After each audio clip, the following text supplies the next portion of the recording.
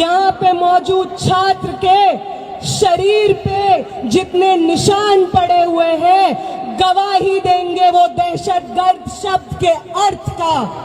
जो डिक्शनरी होती है उसमें जब दहशतगर्द लिखा जाएगा, दहशत लिखा जाएगा, डर लिखा जाएगा, हिंसा लिखा जाएगा तो दिल्ली पुलिस का नाम बार बार दर्ज किया जाएगा।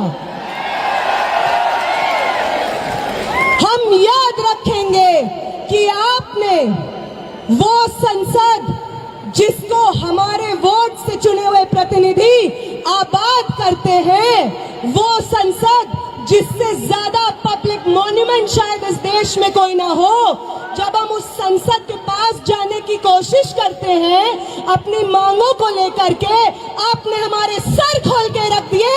याद रखेंगे हम याद रखेंगे दिल्ली पुलिस के उन लोगों को जिन्होंने फीमेल प्रोटेस्टर्स के ऊपर उनके प्राइवेट पार्ट्स में पेटेंट्स घुसाने की कोशिश की। याद रखेंगे हम आपकी हिंसा को। हम याद रखेंगे कि आपको मालूम था कि साथी हमाद 23 दिन से भूख हड़ताल पे बैठे थे। आपको मालूम था कि उनकी किडनी में ब्लड क्लॉट्स जम गए थे, फिर भी आपने अपने डंडों का इस्तेमाल करके उनका बदन खोल दिया।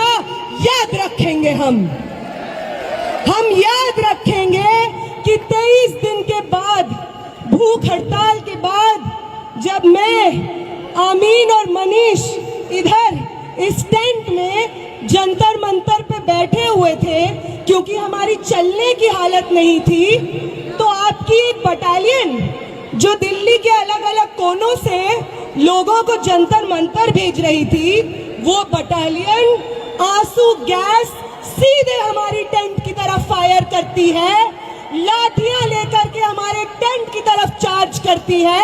और वो जो दीवार आप टूटी हुई देख रहे हैं, ये दीवार को जितनी बार जंतर मंतर पे लोग देखेंगे, याद रखें वो कि ये दीवार, ये destruction of public property Delhi police की करतूत है।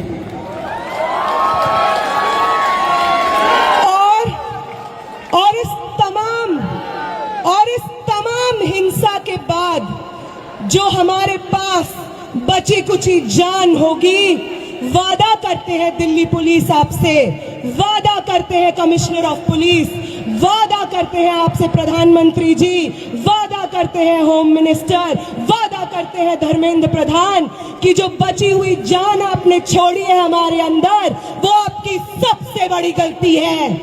आपसे बहुत गलती हो गई है कि आपने विटनेसेस को छोड़ दिया जो गवाही देंगे आने वाली जनरेशंस को आपकी हिंसा का।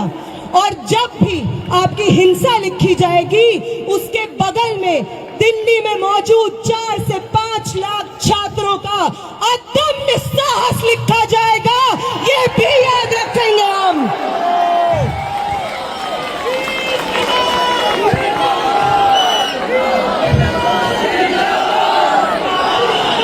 याद रखेंगे हम कि पटना से कूच करके, लखनऊ से कूच करके, महाराष्ट्र से कूच करके, कर्नाटका से कूच करके एक दूसरे को जानते नहीं थे जो लोग, उन्होंने आपकी हिंसा से एक दूसरे को बचाया है, अपने शरीर से अपने बगल वाले इंसान को बचाया है, सिर्फ इसलिए ताकि इस देश में लोकतंत्र जिंदा रहे, आगे आने वाले पीढ़ी के लिए शिक्षा जिंदा रहे।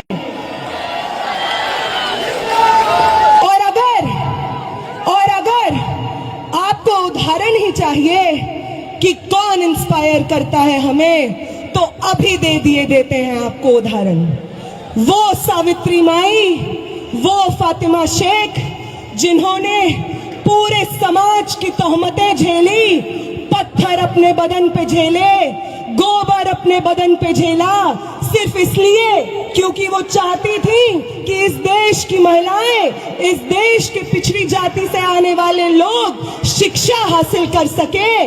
तो उनसे इंस्पिरेशन मिलती है हमें। हम उनसे ये सीखते हैं कि अपने पब्लिक कॉस्ट को पे करके हमें आगे आने वाली वाली जनरेशन्स का भविष्य इंश्योर कराना है, वो इंस्पायर करती हैं हमें। अंबेडकर इंस्पायर करते हैं हमें, वो हमें इंस्पायर करते हैं कि अपनी पूरी जिंदगी बिना रुके, बिना थके, समाज की तमाम तोहमतें, आइसोलेशन झेलते हुए किस तरीके से अपने आगे आने वाली पीढ़ी के लिए एक बेहतर समाज बनाया जाता है, अंबेडकर से प्रेरणा लेते हैं हम, भगत सिंह से प्रेरणा लेते हैं हम। वो 23 साल का स्टूडेंट, आप में से कितने लोग 23 साल के स्टूडेंट हैं? 21 साल के, 22 साल के? भगत सिंह बनते हैं 23 साल की उम्र में। उनका वो जज्बा जिसके आगे अंग्रेजी हुकूमत विवश हो जाती है, एक 23 साल के शरीर में था वो जज्बा। और 20 तारीख को इस दिल्ली की सड़कों पे न जाने आप जैसे कितने भगत सिंह थे, ये देख करके आंखें भर आती हैं इस देश की। वो इंस्पायर करते हैं हमें। ये सब लोग न कभी पुलिस दमन से डरे, न किसी की लाठी से डरे, ना स्टेट रिप्रेशन से डरे, बस अपनी पूरी जिंदगी, अपने शरीर का हर एक कतरा आगे आने वाली पीढ़ियों को न्यौछावर कर दिया। इनसे इंस्पिरेशन लेते हैं हम। कल भी तुम्हारी हार हुई थी, आज भी तुम्हारी हार हुई थी, कल भी हम जीते थे और आज भी इस देश को एक दूसरे का साथ देना वापस सिखाना है। इस देश में लोकतंत्र को, शिक्षा को, स्टूडेंट्स के भविष्य को वापस आबाद हमें करना है। आप सबका बहुत बहुत शुक्रिया।